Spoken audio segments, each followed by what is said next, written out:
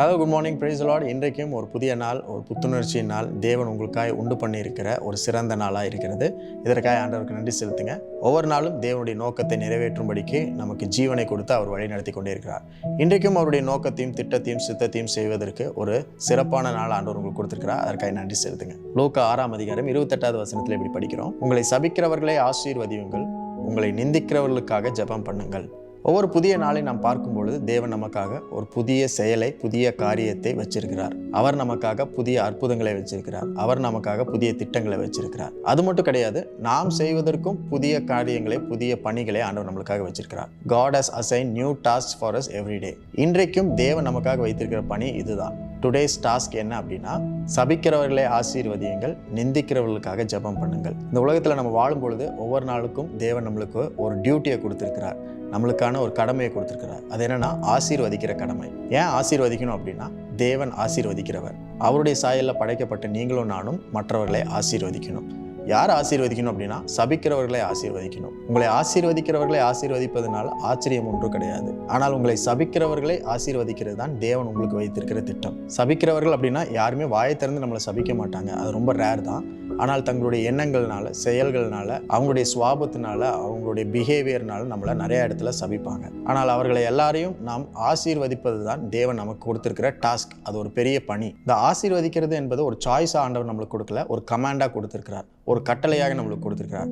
அப்படின்னா இந்த நாள் முழுவதும் உங்களை சபிக்கிறவர்களை நீங்கள் ஆசீர்வதித்தால் ஒழிய உங்களுக்கு கொடுக்கப்பட்ட இன்றைய பணி நிறைவேறாது. அப்போ இந்த நாள் முடிகிறதற்குள்ள எப்படியாவது நிறைய பேர்த்த ஆசீர்வதிக்கணும், நிறைய சபிக்கிறவர்களை ஆசீர்வதிக்கணும் அப்படின்ற எண்ணம், இன்டென்ஷன் உங்களுக்கு நாள் முழுவதும் இருந்து கொண்டே இருக்க வேண்டும். ரெண்டாவது காரியம், உங்களை நிந்திக்கிறவர்களுக்காக ஜெபம் பண்ணுங்கள் அப்படின்னு சொல்லப்பட்டிருக்கு. இந்த நிந்திக்கிறவர்கள் அப்படின்ற வார்த்தைக்கு என்னென்ன அர்த்தம் இருக்குது அப்படின்னா, people who use you, who mistreat you, who hurt you, and people who abuse you. நிந்திக்கிறவர்கள் அப்படின்னா உங்களை காயப்படுத்துகிறவர்கள் அப்படின்னு அர்த்தம், உங்களை பயன்படுத்திட்டு விட்டு விடுகிறவர்கள் என்ற அர்த்தம், உங்களை தவறாக நடத்துகிறவங்க அப்படின்னு அர்த்தம், உங்களை சரியான விதத்தில் கையாளலை அப்படின்ற அர்த்தம். இப்படி பல அர்த்தங்கள் இருக்குது. ஸோ இதெல்லாம் நீங்கள் உங்கள் வாழ்க்கையில் நீங்கள் ஃபேஸ் பண்ணும்போது அவர்களுக்காக நீங்கள் ஜெபம் பண்ண வேண்டும். You have to pray for them, you have to intercede for them.